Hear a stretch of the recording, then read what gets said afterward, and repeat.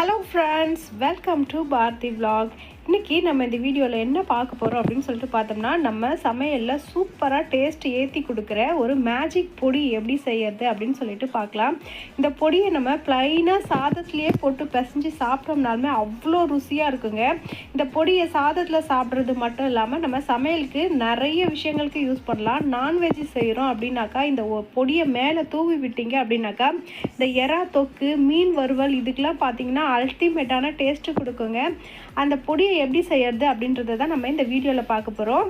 இப்போ நம்ம பூண்டு வந்துட்டு விலை குறைஞ்சி போயிருக்குங்க. அதனால் நான் பூண்டு வந்துட்டு வாங்கிட்டு வந்து வச்சுருக்கேன். 1 கிலோ 500 விற்றுருந்தது. இப்போ பார்த்தீங்கன்னா 1 கிலோ 100 தான் விற்றுட்ருக்கு. பூண்டும் பார்த்திங்கன்னா நல்லா முத்து முத்தாக இருந்தது. அதனால் நான் 1.5 கிலோ பூண்டு போல் வாங்கிட்டு வந்து வச்சுருக்கேன். பூண்டு வாங்கிட்டு வந்து நம்ம அப்படியே வச்சோம்னா அது ரொம்ப நாளைக்கு ஸ்டோர் பண்ணி வைக்க முடியாதுங்க. அதனால் பார்த்திங்கன்னா நம்ம வாங்கிட்டு வரும்போது மேலே அந்த தோல் இருக்கும், பூண்டோட தோல் இருக்கும். அந்த மேலே இருக்கிற தோலை வந்துட்டு உரிச்சிட்டு வச்சிங்க அப்படின்னாக்கா அது 1 மாதம் 2 மாதம் வரைக்கும் கெட்டு போகாமல் இருக்கும். அப்படி நம்ம அப்படியே வாங்கிட்டு வந்து காய வச்சு வச்சோம்னாக்கா அது காற்று போகாமல் அந்த உள்ளே இருக்கிற பூண்டெல்லாம் பார்த்திங்கனாக்கா ஒரு மாதிரி கண்ணி போனாப்புல ஆகிடும். நான் உங்களுக்கு காட்டுறேன் பாருங்கள். இப்போ வாங்கிட்டு வரும்பொழுதே பார்த்தோம்னாக்கா அந்த பூண்டு பார்த்திங்கன்னா பழுத்து போய் அந்த ஒரு மஞ்சள் கலர் போல் வாசம் வரும். நீங்கள் இந்த மாதிரி தோலை உரிச்சிட்டு வச்சிங்க அப்படின்னாக்கா இது வந்து ரொம்ப நாளைக்கு நமக்கு யூஸ் ஆகும். இப்போ நான் அந்த பூண்டுலேருந்து ஒரு 1/4 கிலோ அளவுக்கு மட்டும் பூண்டு எடுத்து இந்த மாதிரி பல்லாக பிரித்து வச்சுருக்கேன். இதுக்கு வந்துட்டு நம்ம இந்த பொடி செய்யறதுக்கு நமக்கு ரொம்ப முக்கியமான விஷயம் பூண்டு மட்டும்தாங்க. இந்த 3 பொருள் இருந்துச்சுன்னா பூண்டு பொடி நம்ம ரெடி பண்ணிடலாங்க. பூண்டை வந்துட்டு தோலை உரிக்கக்கூடாதுங்க. தோலோடு போட்டால் தான் இந்த பொடி வந்துட்டு ரொம்ப ரொம்ப வாசமாக இருக்கும். அது மட்டும் இல்லாமல் சிக்கி இல்லாமல் பொடி தூவுறாப்புல இருக்கும். பூண்டு வந்துட்டு நமக்கு எப்பயுமே பிசுபிசுப்பு தன்மை இருக்கும். அதை வந்துட்டு நம்ம தோலை உரிச்சிட்டு போட்டோம்னா அது ரொம்ப அதிகமாக இருக்கும். அது வந்து தோலோடு போட்டோம்னா தான் கிறிஸ்பினஸும் சூப்பராக இருக்கும். அது நம்ம எப்படி செய்யறது அப்படின்னு சொல்லிட்டு பார்க்கலாம். முதல்ல நம்ம பூண்டை நசுக்கி எடுத்துக்கலாங்க. நான் பார்த்தீங்கன்னா கவுண்டர் டாப்பு நல்லா தொடச்சி க்ளீன் பண்ணி தான் வச்சுருக்கேன். நான் சப்பாத்தி உருட்டினாலும் சரி, பொடி எதனா நசுக்கணும், மிளகு சீரகம் நசுக்கணுனால இந்த கல் மேலேயே வச்சு நசுக்கிக்குவேன். பூண்டு பார்த்திங்கன்னா இப்போ நம்ம நசுக்கி எடுத்துக்கலாம். எல்லா பூண்டையுமே பார்த்திங்கன்னா நல்லா நசுக்கி எடுத்து வச்சுக்கோங்க. இது செய்யறது ரொம்ப ரொம்ப ரொம்ப ஈஸியான ஒரு வேலைங்க. பூண்டை வதக்கிறது மட்டும்தான் வேலை. இதை செஞ்சு வச்சுட்டோம் அப்படின்னாக்கா நம்ம 1 வருஷம் வரைக்கும் யூஸ் பண்ணலாம். இப்போது நான் ஒரு கல் எடுத்து வச்சுட்டு இதை நசுக்கிக்கிறேன். எல்லா பூண்டையும் நசுக்கி எடுத்துக்கலாம். நம்ம இதை அந்த உரலில் போட்டு நசுக்கினோம்னா ஒன்று போல் ஈவனாக வராது. அதனால் இந்த மாதிரி தட்டி எடுத்துக்கிட்டோம் அப்படின்னாக்கா வாசமும் சூப்பராக இருக்கும்.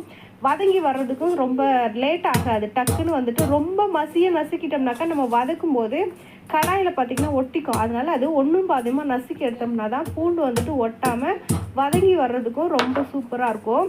அப்புறம் இன்னொரு விஷயம் என்ன அப்படின்னு சொல்லிட்டு பார்த்தோம்னா, பூண்டை வந்துட்டு வதக்கும் பொழுது நீங்கள் ஃபஸ்ட்டு வந்துட்டு கருகாமல் ரொம்ப பார்த்துக்கணும். இந்த பூண்டு எவ்வளோக்கு எவ்வளோ நமக்கு டேஸ்ட்டு தருதோ கருக விட்டுட்டிங்கன்னா அவ்வளோக்கு அவ்வளோ ரொம்ப மோசமான ஸ்மெல் வருங்க.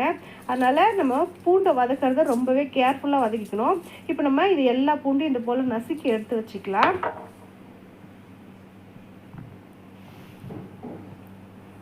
பாருங்கள், நான் எல்லா பூண்டையும் நசுக்கி எடுத்துகிட்டு வந்துட்டேன். இது வந்துட்டு ஒன்றும் பாதமாக தான் நசுக்கணும். மறுபடியும் சொல்கிறேன், தோலை வந்துட்டு எடுத்துடாதீங்க. தோல் தான் வந்து பார்த்திங்கன்னா இதனோட டேஸ்டியை சூப்பராக தூக்கி கொடுக்கும். பொடிக்கும் அந்த பொடி பதத்தையும் கொடுக்கும். அதனால் வந்துட்டு பூண்டோட தோலை வந்து எடுத்துடாதீங்க. எடுத்துகிட்டு நீங்கள் உடனே என்ன பண்ணுங்கள், இந்த கவுண்டர் டாப்பை வந்து தொடச்சி விட்டுருங்க. ஏன்னா வந்து பூண்டு வந்து பிசுபிசுப்பு தன்மை இருக்கும். நம்ம அதுக்கப்புறம் தொடச்சோம்னாக்கா அந்த இடமே ஒரு மாதிரி பிசுன்னு ஆகிடும். அதனால் நம்ம பூண்டை நசுக்கின உடனே ஒரு ஈர துணி எடுத்து வச்சு கண்டிப்பாக நீங்கள் தொடச்சிடுங்க. அடுத்தது நம்ம அடுத்த வேலையை பார்க்கலாம்.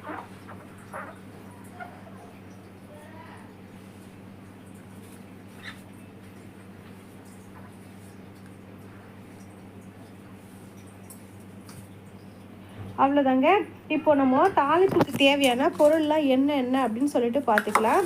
இதுக்கு வந்துட்டு பூண்டு, பொட்டுக்கடலை, நமக்கு வந்துட்டு கடலை பருப்பு வந்துட்டு யூஸ் பண்ணலாம். ஆனால் இந்த பொட்டுக்கடலை தான் வந்துட்டு இதனோட டேஸ்ட் வந்துட்டு சூப்பராக இருக்கும். ஏன்னா சாதத்தில் போட்டு பிசையும் போது அந்த தோசைக்கெல்லாம் மேலே போடும்போது பார்த்திங்கனாக்கா அந்த க்ரன்ச்சினஸ் இருந்தால் சூப்பராக இருக்கும். ஆனால் பொட்டுக்கடலை சாதத்தில் போட்டு சாப்பிட்றோம் அப்படின்னாக்கா அந்த சாதத்தில் வந்துட்டு பிடிக்கணும். அந்த பொடி வந்து அந்த சாதத்தில் ஒட்டணும் அப்படின்னாக்கா நம்ம பொட்டுக்கடலை தாங்க யூஸ் பண்ணணும். ஒரு ஸ்பூன் வந்துட்டு இந்த பருப்பு பொடி போட்டு சூடாக சாதம் வச்சு நெய் ஊற்றி சாப்பிட்டு பாருங்கள். நீங்கள் வந்துட்டு கண்டிப்பாக சாதம் 2-3 வாட்டி போட்டு சாப்பிடுவீங்க. இந்த டேஸ்ட் உங்களுக்கு அவ்வளோ சூப்பராக பிடிச்சிடும். இப்போ நம்ம பூண்டுக்கான அளவு வந்துட்டு கரெக்டாக எடுத்துக்கணுங்க. பூண்டு வந்து நான் 1/4 கிலோ எடுத்தேன்னா பொட்டுக்கடலை வந்துட்டு 1/2 கிலோ எடுத்து வச்சுருக்கேன். இந்த கப்பு வந்து 250 கிராம் பிடிக்கும், அதனால நான் 2 கப்பு எடுத்து வச்சுருக்கேன். பூண்டை வந்து அதிகமாக போட்டுட்டிங்க அப்படின்னாக்கா அந்த பூண்டோட ஸ்மெல் அதிகமாக வந்துடும். அதுவும் இல்லாமல் அந்த பொடியோட பதமும் கரெக்டாக வராது. இப்போ நான் அதுக்கு தேவையான பெருங்காயத்தூள் கொஞ்சம் போட்டுக்கோங்க. ஏன்னா நம்ம பொட்டுக்கடலை யூஸ் பண்ணுறோம், பருப்பு யூஸ் பண்ணும்போது நமக்கு கேஸ் ட்ரபிள் அதிகமாக இருக்கும். அதனால் கண்டிப்பாக நம்ம பெருங்காயம் யூஸ் பண்ணணுங்க. வரமிளகாய் போடாதீங்க, கார மிளகாய் பொடியே தான் யூஸ் பண்ண போகிறோம். நம்ம வரமிளகாய் போட்டோம்னாக்கா அந்த மாவில் அந்த நல்லா மசிஞ்சு வராது. மிளகாய் பொடி எப்படி திப்பி திப்பியாக வரும் பார்த்தீங்களா, அந்த மாதிரிலாம் இருக்கும். அதனால் நம்ம மிளகாய் தூளாக தான் யூஸ் பண்ண போகிறோம். இந்த 4 பொருள் தாங்க. இந்த 4 பொருள் இருந்துச்சுன்னா போதும், நம்ம சூப்பராக பொடி செஞ்சு வச்சுக்கலாம். இந்த பொடி பார்த்திங்கனாக்கா 1 வருஷம் வரைக்கும் நீங்கள் ஸ்டோர் பண்ணி வைக்கலாங்க ஃப்ரிட்ஜில், அவ்வளோ சூப்பராக இருக்கும். இந்த பொடியில் இன்னொரு விஷயம் என்ன அப்படின்னு சொல்லிட்டு பார்த்தோம்னா, இந்த பொடி நாளாக தான் அந்த பூண்டோட வாசம் சூப்பராக இருக்கும். நீங்கள் செஞ்ச உடனே சாப்பிட்றத விட அது 1 வாரம் 10 நாள் வச்சுருந்து அதுக்கப்புறம் ஒரு ஸ்பூன் பொடி போட்டு சாப்பிட்டு பாருங்கள், அவ்வளோ டேஸ்ட்டாக இருக்கும். நம்ம இப்போ கடாய் வச்சுட்டு எண்ணெய் ஊற்றி பூண்டு எடுத்து போட்டுக்கலாம். இதில் இன்னொரு விஷயம் என்னென்னு பார்த்தீங்கன்னா, பூண்டுனா அடி பிடிக்கும் அப்படின்னு சொல்லியிருக்கேன், அந்த ஒட்டும் தன்மை இருக்கும். அதனால் பார்த்தீங்கன்னாக்கா அடி கனமான ஒரு கடாயாக யூஸ் பண்ணுங்கள். அப்போ தான் நமக்கு வதக்கும்பொழுது வந்துட்டு ஈஸியாக இருக்கும். நீங்கள் இந்த மாதிரி கேஸில் வச்சு பூண்டு போடும்போது கேஸை வந்து நல்லா ஹையில் வச்சுக்கோங்க. ஏன்னா பூண்டு வந்துட்டு நல்லா மொறுன்னு வறுத்து வரணும். அது லைட்டாக முகம் செவக்குது அப்படின்னாக்கா நீங்கள் வந்து கேஸை கண்டிப்பாக ஸ்லோ பண்ணி மெல்ல வரங்க. இந்த பூண்டை வதக்கிறது ரொம்ப ரொம்ப ரொம்ப முக்கியமான விஷயம். இது எந்த பதத்தில் எடுக்கிறோம் அப்படின்றது தாங்க முக்கியமான விஷயமே. ஏன்னா நம்ம பொடியை வந்துட்டு 1 வருஷத்துக்கு ஸ்டோர் பண்ணி வைக்க போகிறோம் அப்படின்றதுனால ஒரு 1/4 மணி நேரம் நம்ம நின்று நிதானமாக வந்துட்டு இந்த பூண்டை வதக்கிறது முக்கியம். ஏன்னா கருகி போயிடுச்சுன்னா அவ்வளோ டேஸ்ட்டு கொடுக்குற அந்த பொடி அப்படியே ஆப்போசிட்டில் நமக்கு வந்துட்டு அதை சாப்பிடவே முடியாத அளவுக்கு ஆகிடும். இங்கே பாருங்கள், இப்போ நம்ம இது செவந்து வர அந்த ஒற்றைத்தன்மை அதிகமாக வந்திருக்கு. எண்ணெயும் கொஞ்சம் கூடுதலாக ஊற்றி வதக்குங்க. அது வந்து எண்ணெயை வந்து வெளியே விட்டுடும், கக்கி எடுத்துரும், அதில் ஒட்டாது. நம்ம வடிகட்டி எடுத்துட்டு அதுக்கப்புறம் அதுக்கு தேவையான மசாலாவும் யூஸ் பண்ணிக்கலாம். அதனால் பூண்டு வதக்கும்போது கொஞ்சம் எண்ணெய் தாராளமாக ஊற்றுங்க. அப்போ தான் வந்துட்டு நல்லா மொறுன்னு இருக்கும். மொறுன்னு இருந்துச்சு அப்படின்னா தான் பொடி அரைக்கும்பொழுது பொடி வந்துட்டு ஒன்றோட ஒன்று நம்ம கையில் ஒட்டாமல் அப்படியே உதிரியாக வரும். அந்த சின்ன விஷயங்கள்லாம் நம்ம ட்ரை பண்ணோம் அப்படின்னாக்கா நம்ம பொடி வந்துட்டு சூப்பராக ரெடி பண்ணி வச்சுக்கலாங்க. இங்கே பாருங்கள், இப்போ வந்து நான் வந்து இந்த அளவுக்கு வரும்போது நான் வந்து கேஸை ஆஃப் பண்ணிட்டேன். ஆஃப் பண்ணி இது இரும்பு கடாயி அப்படின்றதுனால இதில் ஆல்ரெடி சூடு இருந்துக்கிட்டே இருக்கும். அதனால் கேஸை ஆஃப் பண்ணிவிட்டு தான் நான் இந்த பெருங்காய பொடி போடுறேங்க. நீங்கள் வந்துட்டு இந்த பெருங்காய பொடி பதம் உங்களுக்கு போட முடியலன்னா நீங்கள் கிரைண்டரில் அந்த மிக்சியில் அரைக்கும் பொழுது கூட நீங்கள் இந்த பொடி சேர்த்துக்கலாம். இந்த எண்ணெயோட சூடில் போட்டோம் அப்படின்னாக்கா டேஸ்ட்டு சூப்பராக இருக்கும், அதனால தான் போடுறேன். நீங்கள் இன்னொரு விஷயமும் இதில் கவனிக்கணும். நம்ம இந்த மாதிரி வதக்கிட்டு வரும்பொழுது பூண்டுகளோட எண்ணெய் அதிகமாக ஊற்றிட்டிங்கன்னா அந்த எண்ணெயை வந்துட்டு வடிகட்டிட்டு அதுக்கப்புறம் இந்த மசாலாவெலாம் போடுங்க. ஏன்னா எண்ணெய் வந்துட்டு பூண்டு கக்கி விட்டுடும். கொஞ்சம் எண்ணெய் தாராளமாக ஊற்றும்பொழுது அந்த எண்ணெயை வடிகட்டிட்டு பெருங்காயத்தூளும் இந்த மிளகாத்தூளும் போட்டிங்கன்னா கரெக்டாக இருக்கும். அதே மாதிரி மெஷர்மெண்ட்டுக்கு பாருங்கள், நான் காமிச்ச ஸ்பூன் பார்த்திங்கனாக்கா ஒரு சின்ன ஸ்பூன் தான். அதில் உங்கள் காரத்துக்கு தகுந்தாப்பில் போட்டுக்கோங்க. நான் 2 ஸ்பூன் வந்து முழுசாக போட்டிருக்கேன். அதில் நம்ம டேபிள் ஸ்பூன் ஒரு பெரிய டேபிள் ஸ்பூன் எடுத்தோம்னா கரெக்டாக இருக்கும். இது 1/2 கிலோவுக்கு தான் நான் உங்களுக்கு மெஷர்மெண்ட் சொல்லியிருக்கேன்.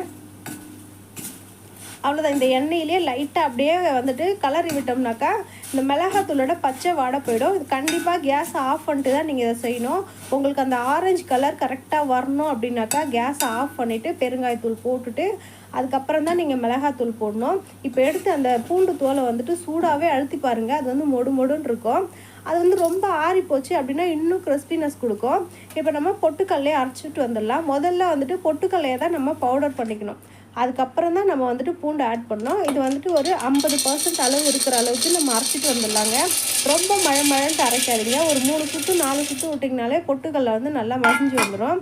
இப்போ இது பார்த்திங்கன்னா உங்களுக்கு தெரியும், கொரன்னு இருக்குது பாருங்கள். இது இன்னும் நல்லா முழுசாக மசியல. இதில் திட்டாக வந்துட்டு பார்த்திங்கன்னா பொட்டுக்கடலை இருக்கும். இந்த ஸ்டேஜில் தான் பார்த்தோம்னா நம்ம இது கூட அந்த பூண்டு வந்துட்டு ஆட் பண்ணோம். பாருங்கள், உங்களுக்கு எப்படி தெரியுதா பாருங்கள். அந்த உடச்சக்கல்லை வந்துட்டு இன்னும் முழுசாக அரையில, அது வந்து பொரியாக தான் இருக்குது. இப்போ நம்ம இந்த பூண்டை இதுக்குள்ளே போட்டுக்கலாம். எண்ணெய் இருந்துச்சுன்னா வடிகட்டி போடுங்க. எண்ணெயோடு போட்டோம்னாக்கா நம்ம ஸ்டோர் பண்ணி வைக்கும்போது கஷ்டமாயிடும். ஏன்னா எண்ணெய் வந்து சிக்கு வாசனை வரும். அதனால் எண்ணெயை வந்துட்டு வடிகட்டிட்டு போடுங்க. கொஞ்சம் எண்ணெய் இருந்ததுன்னா பரவாயில்ல, அது வந்து பொட்டுக்கல்ல இழுத்துக்கும். ரொம்ப நம்ம எண்ணெய் வந்து கக்கிடுச்சு அப்படின்னாக்கா நம்ம போடுற மிளகாத்தூள் பெருங்காயப்பொடியும் அந்த எண்ணெயிலே போயிடும். அதுக்காக தான் எண்ணெயை வடிகட்டினதுக்கப்புறம் நான் அவங்கள பெருங்காயத்தூளும் மிளகாத்தூளும் போட சொன்னேன். இப்போ இதை நம்ம அரைச்சி எடுத்துகிட்டு வந்துடலாம். இது கூட நீங்கள் உப்பு சேர்த்துக்கோங்க. ஒரு 2 சுற்று சுற்றுனதுக்கப்புறம் நம்ம இந்த பொடிக்கு தேவையான உப்பை வந்துட்டு இந்த பொடியிலே தாங்க சேர்த்துக்கணும். தனியாக போட்டு சாப்பிட்டோம்னா அந்த பொடி வந்து டேஸ்ட்டு கொடுக்காது. கொஞ்சம் குறைவாக இருந்துச்சுன்னா நம்ம எக்ஸ்ட்ரா போட்டுக்கலாம். ஆனால் இந்த பொடிக்கு தேவையான உப்பை வந்துட்டு நம்ம இந்த டைம்லேயே போட்டு ஒரு 2 சுற்று சுற்றி எடுத்துகிட்டு வந்துடலாம். நீங்கள் நாக்கில் வச்சு பார்த்தீங்கனாலுமே தெரியும் உங்களோட டேஸ்ட் எவ்வளோ இருக்கும் அப்படின்னு சொல்லிட்டு. நாக்கில் வச்சிங்கன்னா காரமும் கரெக்டாக இருக்கணும், அந்த உப்பு பதமும் கொஞ்சம் தூக்கலாக இருக்கணும். ஏன்னா நம்ம சாதத்தில் போட்டு சாப்பிட போகிறோம் இல்லைங்களா, கொஞ்சம் லைட்டாக நம்ம நாக்கில் வச்சா அது வந்து சுருன்னு இருக்கிறப்ப இருந்ததுன்னா நம்ம சாதத்தில் போட்டு சாப்பிடும்போது அந்த டேஸ்ட்டு சூப்பராக இருக்கும். அரைச்சி எடுத்துகிட்டு வந்துட்டோங்க. அவ்வளோதான். இது பார்த்திங்கன்னா நல்லா ஃபைன் பேஸ்ட்டாக பொடியாக வந்து அரைச்சி எடுத்துகிட்டு வந்துட்டோம். அவ்வளோதான். நம்ம சூப்பரான வாசம் வைக்க பூண்டு பொடி ரெடி ஆகிடுச்சிங்க. இதை நீங்கள் செஞ்சு வச்சிங்க அப்படின்னாக்கா, நீங்கள் வந்து இதை மேகி செய்கிறீங்க பார்த்தீங்களா, மேகி செய்யும்போது நம்ம வெங்காயம் போட்டுட்டு நம்ம குடமிளகாய் போட்டு இந்த பொடியெல்லாம் போட்டதுக்கப்புறம் மேகி போட்டு சாப்பிட்டு பாருங்கள், அவ்வளோ சூப்பராக இருக்கும். அதே மாதிரி நீங்கள் வந்துட்டு இந்த ப்ரான் கிரேவி பண்ணுறீங்க அப்படின்னாக்கா, இல்லை ப்ரான் வறுவல் பண்ணுறீங்க அப்படின்னா அது மேலே இதை தூவி விட்டோம்னாலும் சூப்பராக இருக்குங்க. அதுபோல் நம்ம ஊத்தாப்பம் செஞ்சோம்னா ஆனியன் ஊத்தாப்பம் மேலே இதை போட்டுட்டு கொஞ்சமாக நெய் ஊற்றி சாப்பிட்டு பாருங்கள், அவ்வளோ டேஸ்ட்டாக இருக்கும். இது எதுவுமே இல்லைன்னா சூடாக சாதம் வடித்து இந்த பொடி ஒரு ஸ்பூன் போட்டு நெய் ஊற்றி சாப்பிட்டு பாருங்கள். கண்டிப்பாக நீங்கள் மற்ற குழம்பு எதையுமே தேடவே மாட்டீங்க, அவ்வளோ சூப்பர் டேஸ்ட்டாக இருக்குங்க. நீங்கள் ட்ரை பண்ணி பார்த்துட்டு எப்படி இருக்குன்னு கண்டிப்பாக எனக்கு சொல்லணும். இந்த வீடியோ பிடிச்சிருந்ததுன்னா மறக்காமல் எங்கள் சேனலை லைக் பண்ணுங்கள், ஷேர் பண்ணுங்கள், சப்ஸ்கிரைப் பண்ணிக்கோங்க. பக்கத்தில் இருக்க பெல் பட்டனையும் கிளிக் பண்ணிக்கோங்க. அப்போ தான் நாங்கள் வீடியோ போட்டால் உங்களுக்கு நோட்டிஃபிகேஷனாக வரும். இன்னொரு வீடியோவில் பார்க்குறேன். தேங்க்யூ.